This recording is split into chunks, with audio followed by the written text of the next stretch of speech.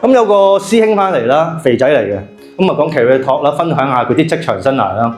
咁啊第一句就話啦，我讀書唔叻嘅，我咧深馬嘅時候咧就冇得去啲大 firm 做 intern 嘅，所以咧我諗住畢業之後咧都係去啲細 firm 嗰啲好多個姓咧，陳李張黃何啊，小林條大柯啊嗰啲咧，做下嗰啲 commit 人成咁啊一世噶啦咁樣。咁我心諗，阿師兄你仲翻嚟襯嘅？咁跟住佢就唔知係咪知我講乜咧？佢就話啦。咁嘅，當我畢業嘅時候咧，命運嘅巨龍就開始向我轉動啦。我咧就唔去行嗰啲啊 Eric 啊 Jolie 嗰啲咧，就去 law firm 嘅。我咧就去 Big Four。咁嗰陣時知道有間 Big Four 㗎。